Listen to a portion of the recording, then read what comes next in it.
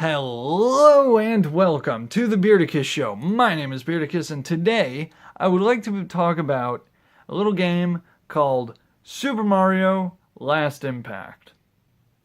If Super Mario Last Impact doesn't sound familiar, it might be because it's not an official Mario game. It's actually a ROM hack of Super Mario 64 made by Kaze Emmanuel.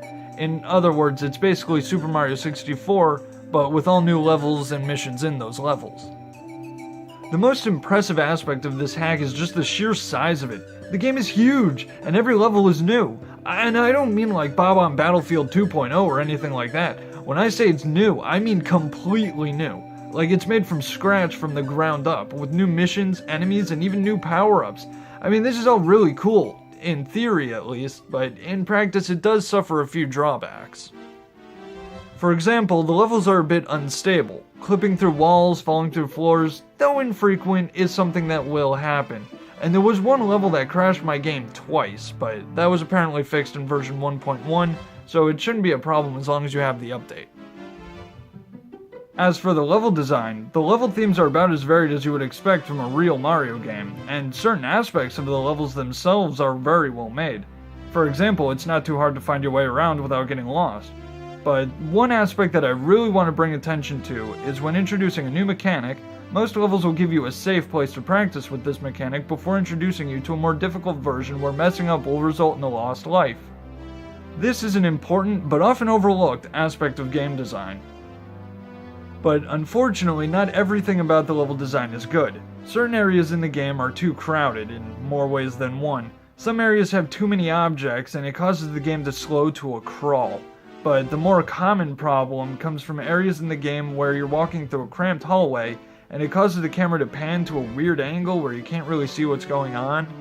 I'm a little conflicted as to whether or not I should really blame Last Impact for this though, as Mario 64 was already pretty infamous for its camera, but ultimately I think that the levels should always be designed around limitations like that.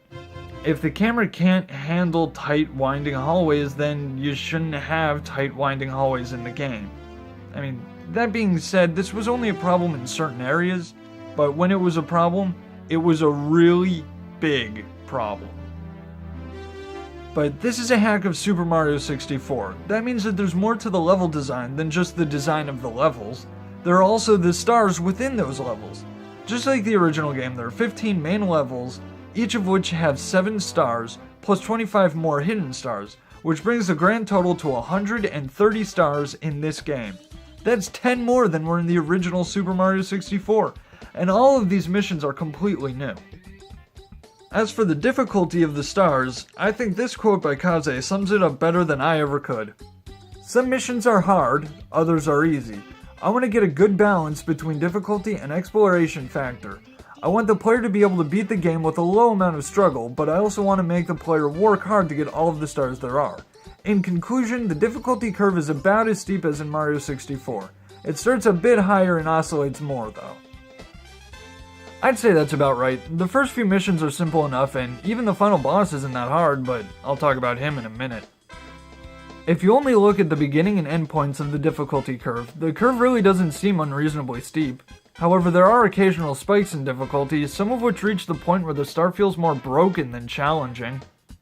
For a few examples, these gears, this paratroopa, these switches, these gears, these scissors, but most of all, these gears! Some of the stars in this game are absolutely brutal, but if you're not interested in completing the game 100%, then you should be fine. Most of the core stars are actually fairly easy. It's mostly just the hidden stars that are really difficult to get. Of course, that's not always the case, it's more of a rule of thumb. Ultimately, if you're not going for all 130 stars and a mission takes more than a handful of tries, you're probably better off giving up and moving on to the next star. But even some of the stars that aren't all that difficult still took me a few tries, as there is a considerable lack of information given in this game. Now, let me clarify, that's not always a bad thing. I would much rather have to find where I have to go and figure out what I have to do by myself instead of having the game hold my hand the entire time. But at the same time, you can't just not give the player any information. Now, most stars in the game are fairly straightforward, but there are a few that get a bit too cryptic. And even when you do figure out what you need to do, sometimes the game doesn't give you any feedback, which could make it seem like you're doing something wrong. For example, look at these Goombas. Their heads are covered with a triangle thingy, right? So I try ground pounding them to no avail. I try punching them and sliding into them, nothing works. Well, as it turns out, you do need to ground pound them, but you need to do it 3 times. But when I ground pounded the first time, there was no feedback, so I figured I was doing something wrong. And keep in mind, earlier in the game I had fought Goombas with their heads covered, and they were completely immune to ground pounding. They could only be defeated with a fire flower. This is objectively bad game design. It's inconsistent. The game taught me one thing, but then later it required I do something different. But it didn't offer the necessary information or feedback for me to know that it was a different situation. Now, if you've been paying attention, you may have noticed that I just mentioned fire flowers. But wait a second, there are no fire flowers in Super Mario 64. Ah yes, that's true. Or at least it was true. Another new addition to Last Impact are power-ups. Sure, Mario 64 had power-ups in the form of the caps, but none of those caps are in this game. This game has all new power-ups. Well, most of them are from other Mario games, but some of them are actually brand new, such as the spider mushroom here. But even the power-ups that aren't new are still new to Super Mario 64, so now you can run around throwing fireballs, or using the Cloud Flower from Super Mario Galaxy 2, and that's pretty cool.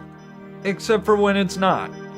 See, the problem with the power-ups in this game is that, with a few exceptions, basically just the Fire, Ice, and Cloud Flowers, all of the power-ups really only appear in 1 or 2 places, and they're only used for 1 or 2 stars, and that's unfortunate. Because ideally a game would only have a few power-ups that you would use over the course of the entire game, solving increasingly difficult problems with them. You start out with a simple mission that only requires the power-up's basic functionality, but you end with an advanced mission that requires using the power-up to its absolute maximum potential to get the star. But that doesn't happen here. I mean, sure, each power-up has that simple mission that requires the power-up's basic functionality to get a star, but then that's it. You don't need the power-up anymore. Ever. It's bad enough when games only give you power-ups when they're necessary. Well, that's a discussion for another day. But this game takes it to a whole new level. Honestly, I get the feeling Last Impact was going for quantity of power-ups over quality, and that's never a good thing to do. Now there's just one last thing I want to talk about, but fair warning, you might consider it a spoiler. I mean, the game's not particularly plot heavy to begin with, and the spoiler's kind of revealed about 20 stars in. But if you don't want anything spoiled at all, go to this time and you won't have to worry about it.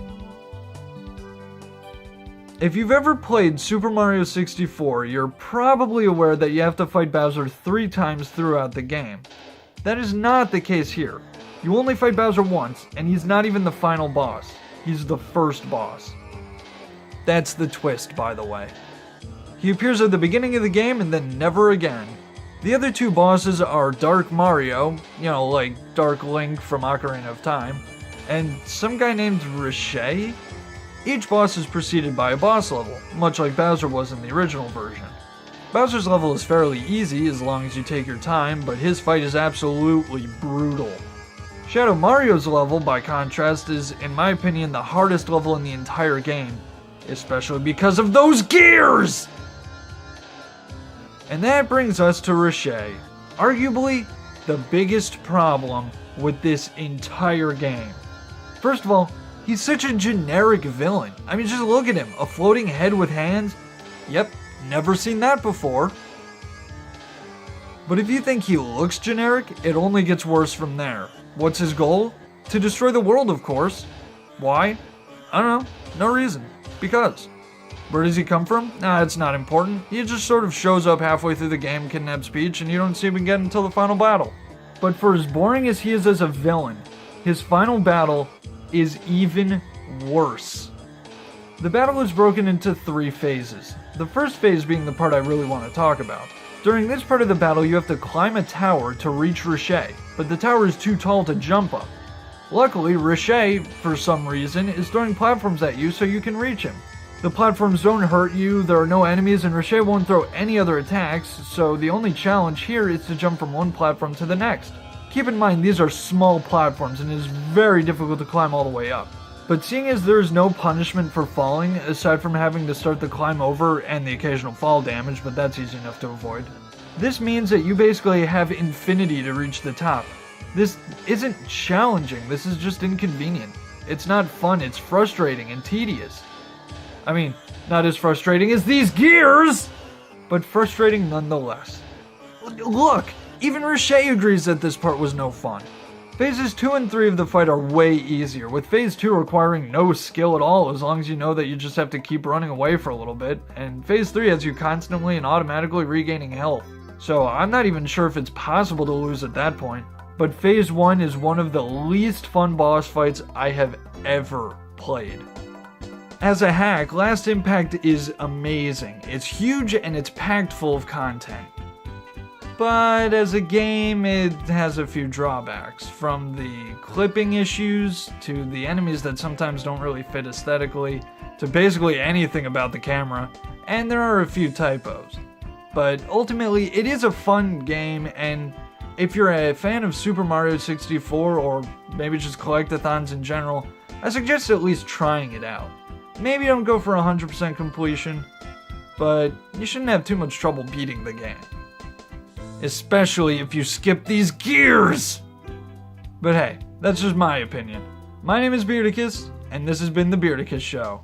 Thank you for watching. Hey, before you go, if you like that video, why not like and subscribe? Or if you want to watch my playthrough of Super Mario Last Impact, I'll be uploading it to my other channel, Beardicus Plays. If you want to watch me get super salty trying to get all 130 stars, then I suggest you click here and check it out.